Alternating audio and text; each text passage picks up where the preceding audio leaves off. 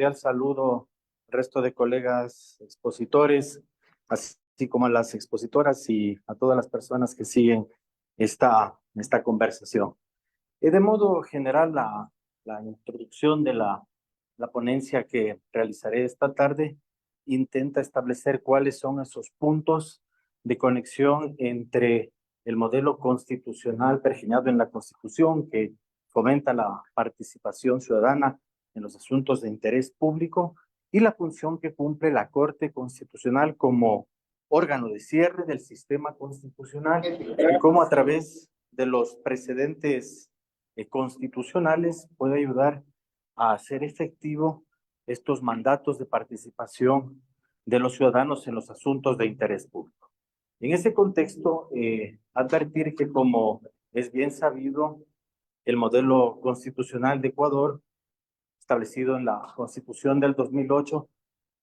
se ha señalado ya de manera reiterada en la doctrina nacional e internacional sobre el rol del Estado en la economía, la plurinacionalidad, el tema de los derechos, las garantías y también el fuerte o el papel central que cumple la Corte Constitucional como órgano que garantiza y hace efectivo el cumplimiento de los derechos de los ciudadanos. En esa medida, la idea de participación es un concepto transversal a todo el sistema constitucional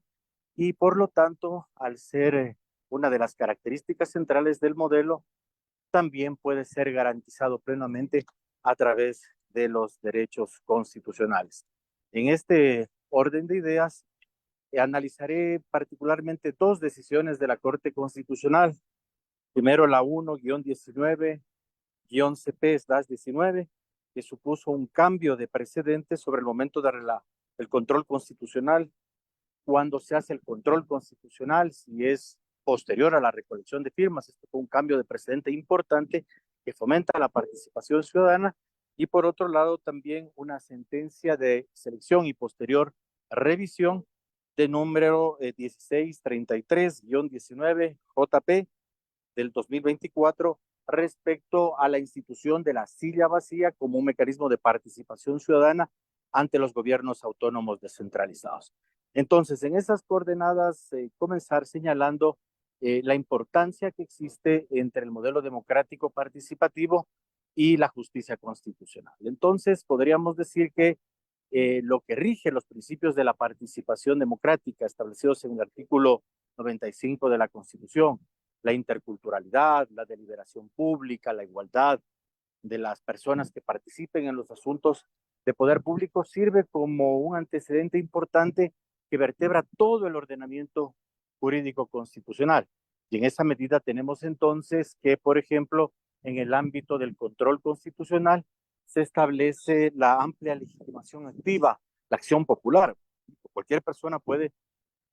proponer una demanda de inconstitucionalidad en contra de un acto normativo que violente formal o materialmente la Constitución. Y esto no es un tema menor, porque como recordarán las personas que están conectadas a esta charla, la Constitución de 1998 no existía la legitimidad amplia para poder demandar la inconstitucionalidad. En caso de que una persona quería demandar la inconstitucionalidad de alguna disposición normativa, tenía que hacerlo en conjunto con auspicio del defensor del pueblo. Hoy existe esta amplia legitimación, reitero, para conectar estas acciones de inconstitucionalidad como un mecanismo que fortalece la participación en el ámbito del control constitucional. Por otro lado, también lo que hacen los tribunales y cortes constitucionales de abrir espacios de participación hacia las personas para que participen por medio de amicus curiae en las audiencias donde se ventilan asuntos de relevancia constitucional. Si bien esos dos mecanismos podrían dar cuenta, como señalo, de esta suerte de conexión entre la justicia constitucional y la participación,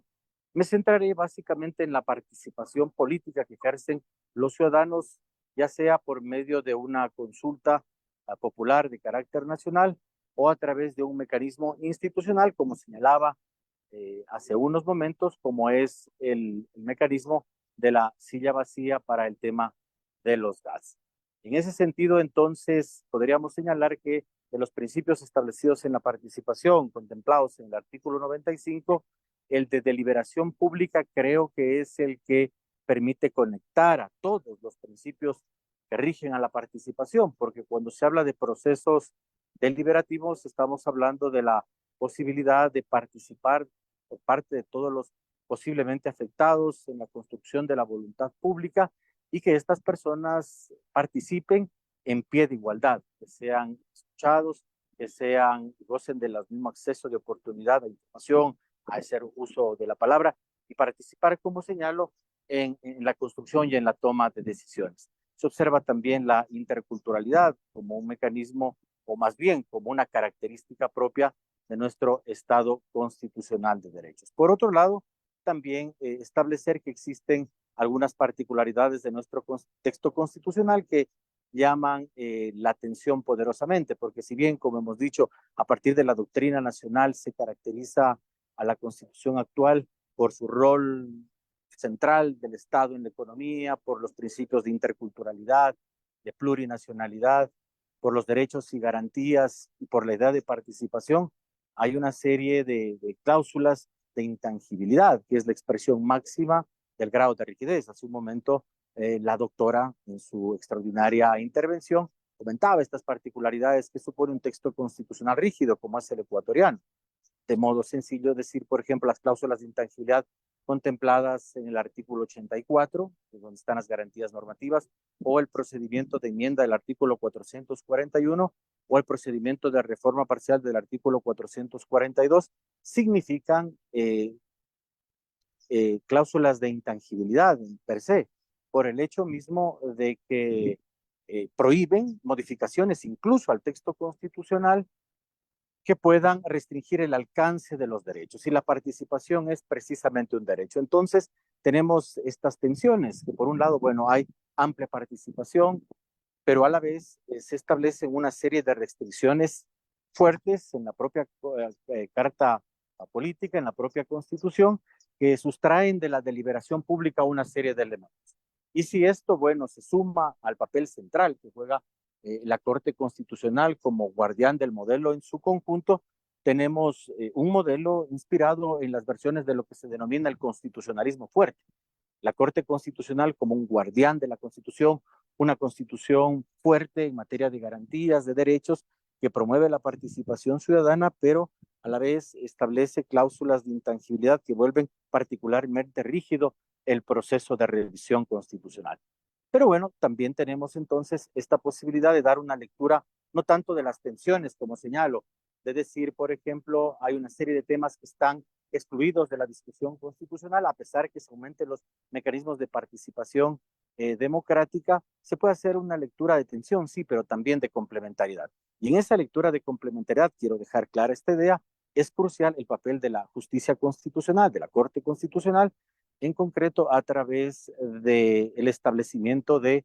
precedentes constitucionales que permitan dar una lectura de armonía. Y en ese caso es clave precisamente estas dos decisiones judiciales que he señalado, tanto la del cambio del presidente del momento de realizar control constitucional en los casos de consulta popular y por supuesto también este caso de selección y revisión de cara a la comprensión de la silla vacía como un instrumento de participación ciudadana en los procesos que tienen que ver con el tema de acceder a los temas de relevancia dentro de los gobiernos autónomos descentralizados. En esas coordenadas, entonces, comentaré seguidamente algunas ideas sobre estas dos decisiones. Primero, sobre la decisión, como decía, 1-19-CP/19, donde hubo el cambio de criterio sobre el momento de realizar el control constitucional, es clave.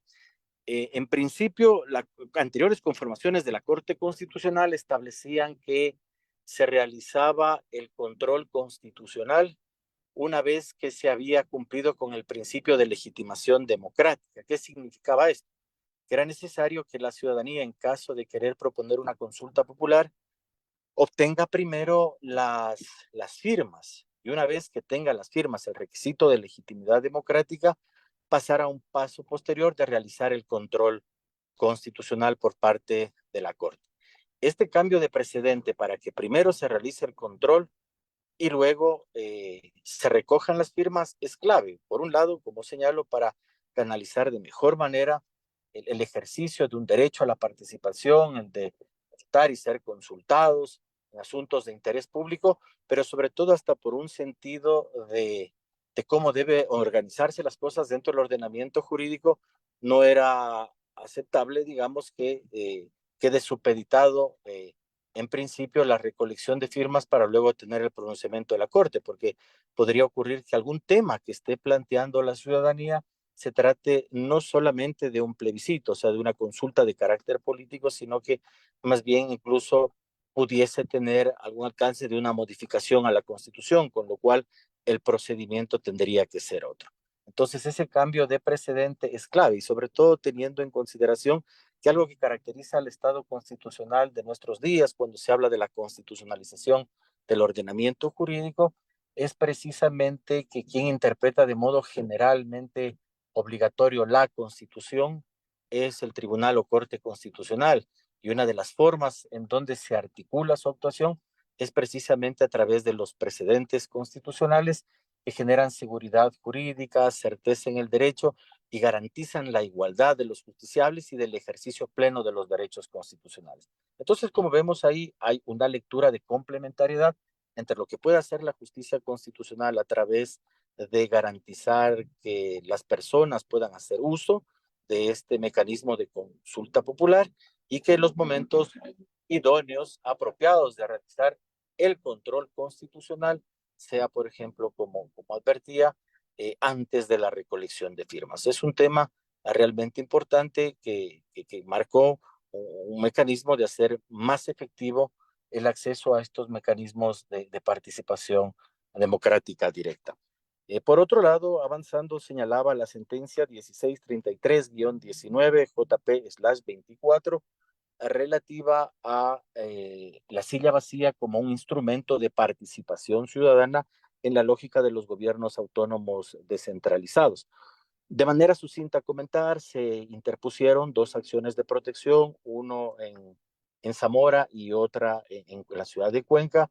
en donde en segunda instancia fueron negadas ambas acciones de protección que se interponían concretamente contra los municipios de estas ciudades, alegando de que se violentaba el derecho a la participación, estableciendo una serie de barreras que no permitía a los ciudadanos discutir sobre los asuntos relevantes de la comunidad efectivamente. Como se trataban de temas que tenían relación en el momento que fueron seleccionados por parte de la Corte Constitucional, se procedió a buscar estas causas y una vez que se dio la selección se pasó a la revisión. De manera sencilla, hacer conocer que, bueno, en el caso de Zamora no se fundamentó adecuadamente la pretensión y por eso no se otorgó esta garantía constitucional. Incluso la Corte hace una observación a los accionantes en cuanto buscaban a través, y esto es una desnaturalización de las garantías jurisdiccionales, como ustedes bien conocen, a través de una acción de protección y luego a través de una medida cautelar, principalmente se buscaba suspender una normativa que regulaba estos procesos de democracia directa de los ciudadanos. Es desnaturalizar por medio de una medida cautelar, no se puede pedir la suspensión de un acto normativo porque eso es propio del control constitucional y hay varios pronunciamientos de la Corte Constitucional en ese sentido. Entonces, se desechó la acción de medida cautelar así como la acción de protección presentada ante o en contra del GAD municipal de Zamora. Pero sí procedió en la selección y posterior revisión a hacer un análisis de mérito y por parte de la Corte Constitucional se señaló algunas particularidades importantes respecto al caso de Cuenca. Entonces, entre los problemas jurídicos que se planteaban en este proceso de revisión estaba el hecho de si es posible exigir la participación en el mecanismo de la silla vacía a través de una garantía jurisdiccional, concretamente de una acción de protección. En la decisión, la Corte Constitucional y en la motivación estableció que la silla vacía, al ser un mecanismo que hace posible, digamos, el ejercicio de la participación y de la intervención de los ciudadanos en asuntos relativos a la comunidad. Y es un derecho de participación como tal, puede ser tutelado a través de la acción de protección y las medidas cautelares. Cuando ante las peticiones que se formulen por parte de la ciudadanía ante los GATS, en este caso municipal, se establezcan limitaciones o negativas arbitrarias que vulneren el derecho a acceder a este mecanismo. Con lo cual, entonces, estoy señalando dos casos concretos en que la Corte Constitucional, a través de su intervención, permite que se dé un modelo participativo, establecido incluso en el artículo 1 de la Constitución, en que señala que la soberanía radica en el pueblo y se ejerce por medio de los instrumentos de democracia directa establecidos en la Constitución de la República. Con esto, en definitiva, entonces, se puede observar que hay una posibilidad cierta de que la justicia constitucional, a través de una función clave, como es la emisión de sus precedentes, en este último caso, haciendo alusión al artículo 436 de la Constitución, numeral 6, de establecer, luego del proceso de selección y revisión, precedentes de garantías jurisdiccionales, establecer la posibilidad de que se pueda interponer una acción de protección o de medidas cautelares para garantizar el derecho a la participación de los ciudadanos en mecanismos constitucionales como la silla vacía ante los gobiernos seccionales, cuando a lo mejor en normativa o en regulación se establezcan disposiciones que puedan atentar ante este acceso de este derecho de participación. Entonces, hay nociones que nos permiten, a partir de fallos como estos, advertir esta suerte de colaboración y esta suerte de generar condiciones que permitan la deliberación en los asuntos públicos de los ciudadanos ecuatorianos. Básicamente eso es lo que quería comentarles esta tarde y muchas gracias por seguir este diálogo. Quedo atento si hubiese alguna pregunta. Gracias. Gracias, estimado doctor, igualmente por su participación. A propósito del tema que nos comenta, hay una suerte de tendencia, digamos así, a estimarse que a través de la consulta popular es posible modificar el texto constitucional. De hecho, con frecuencia se observan dictámenes, bueno, autos de admisibilidad de la Corte Constitucional en el sentido de que acuden los ciudadanos con la finalidad de solicitar que se active la consulta popular para modificar el texto constitucional y luego la Corte le termina un poco orientando a los ciudadanos, pero al fin de cuentas ya se ha incurrido, digamos así, en la confusión. Entonces, ¿qué debemos de tener en cuenta, estimado doctor, digamos, qué podríamos recomendar a la ciudadanía en cuanto al ejercicio de su interés de participación ciudadana para lograr canalizar adecuadamente lo que implican modificaciones a la Constitución respecto de lo que implican cuestiones ya de consulta popular? Gracias, doctor, por su pregunta. Es clave, en consecuencia, entonces, tener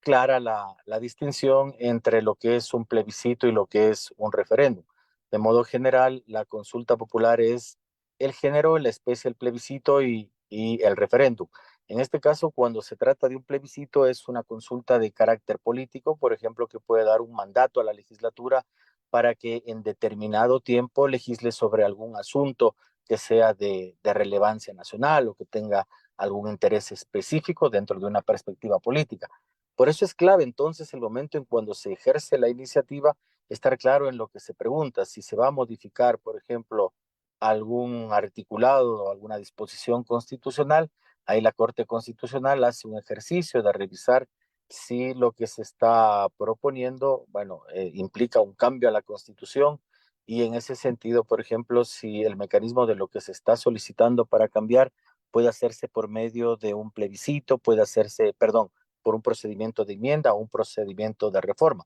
Ojo que las características, si bien son distintas y tienen un procedimiento diferente en cómo participa la Corte Constitucional, puede darse el hecho, por ejemplo, de un plebiscito que busque modificar algún tema dentro de la Constitución, pero no lo plantee como un mecanismo puntual ya de modificación a la Constitución, sino que más bien como una suerte de un espaldarazo, si cabe, en términos de legitimidad, para que, por ejemplo, la función ejecutiva envíe un proyecto constitucional para modificar algo que está dentro de las disposiciones constitucionales. Por eso es que precisamente es clave el cambio de precedente del momento en cuando se realiza el control constitucional. Esto es antes de la recolección de firmas, porque hay unas firmas que, por ejemplo, en el caso de la enmienda a la Constitución, los porcentajes están contemplados en el artículo 441 de la Constitución. Y en el caso de la enmienda constitucional están contemplados, de la reforma constitucional están en el artículo 442. Por eso es clave que cuando los ciudadanos quieran ejercer la participación democrática a través de una consulta popular, revisar bien las normas constitucionales, las disposiciones y establecer de manera clara que si usted lo que quiere modificar es una disposición concreta de la Constitución, no es una simple consulta popular, sino que es una reforma o una enmienda constitucional. Distinto a que si quiere plantear, por ejemplo, a manera de una pregunta general para luego solicitar que sea el Ejecutivo o el Legislativo el que encaminen alguna modificación concreta a la Constitución. Gracias, estimado doctor. Y una última pregunta a propósito de las modificaciones constitucionales que, por cierto, se están ahora que estamos ya en una coyuntura de elecciones, se habla muchísimo de un cambio a la Constitución y, entre otras cuestiones, se escuchan también propuestas en el sentido de que para modificar la Constitución debemos hacer una consulta popular que derogue esta Constitución y que consecuentemente deje en vigencia la Constitución del 98. ¿Es esto posible, doctor? ¿Qué criterio le merece? ¿Qué tendríamos que hacer? Es interesante lo que señala doctor Armijos para comentar que eso jurídicamente no es posible. Esta Constitución del 2008, entre otras cosas, trajo consigo la institucionalización del poder constituyente, regulada en el artículo 444 de la Constitución. Es decir, que si se quiere modificar aspectos esenciales de la Constitución que potencialmente pudiesen, por ejemplo, implicar alguna restricción de derechos, el único mecanismo es la Asamblea Constituyente. Entonces, si uno quiere cambiar el texto constitucional, sustituir este del 2008 por otra constitución, lo que manda nuestro ordenamiento jurídico es que primero exista una iniciativa de convocatoria a Asamblea Constituyente, luego que haya un control constitucional por parte de la Corte Constitucional. Hay algunas decisiones importantes en materia de pedidos de Asamblea Constituyente resueltos por la Corte Constitucional en estos años, de la última, pues sobre todo a partir de la conformación del 2019, donde aclara las características que tiene la Asamblea Constituyente, sus funciones, sus límites y demás. Entonces, no es posible que a través de una simple consulta popular se pudiese sustituir un texto constitucional por otro. Lo que manda la normativa es que haya un grupo de personas, o el Ejecutivo, el Legislativo, las funciones del Estado, según los que tienen iniciativa en el artículo 444 de la Constitución, lleven a cabo, digamos, este proceso de iniciativa, que existe el control constitucional por parte de la Corte, y luego de eso, si pasa ese examen, debe convocarse necesariamente una consulta popular, y solamente si fuese aprobada por la mayoría absoluta de votos válidos, se procedería a llevar a cabo este proceso constituyente para redactar una nueva constitución. Y esa constitución, para poder entrar en vigencia, requeriría después un referéndum de salida. Con esto concluyo. Siguen más o menos lo que dice la doctrina, siguiendo a John Elster. Gráficamente se lo señala como un reloj de arena, o sea, son procesos constituyentes que nacen amplios en la base porque nacen de consulta popular, luego se canalizan de manera más intermediada y de manera más fina, si cabe en esta metáfora del reloj de arena, porque se los conduce a través de convenciones o asambleas constituyentes y finalmente son amplios porque tienen que salir a votación por parte de los ciudadanos para que una constitución entre en vigor y reemplace el actual texto constitucional, debería ser ratificado por los ciudadanos. Muy bien, excelente, estimado doctor. Muchísimas gracias por su participación y también por estas precisiones a través de las preguntas. Para nosotros ha sido un honor contar con su participación y pues siempre bienvenido también a este espacio académico que es Latin Juris. Le devuelvo la palabra para que pudiera despedirse de esta audiencia, doctor. Muchas gracias a usted, doctor Armijos, que siempre tiene la gentileza de invitarme a sus espacios, y un cordial saludo a todas las personas que están conectadas. Siempre es importante estos mecanismos de diálogo, de interacción, de difundir la cultura constitucional. Siempre los abogados, pensando en la defensa del Estado de Derecho, pues estos son espacios propicios justamente para la reflexión, para analizar una serie de temas que son de importancia no solo jurídica, sino que de la comunidad política jurídica en su conjunto. Muchas gracias. Buenas noches.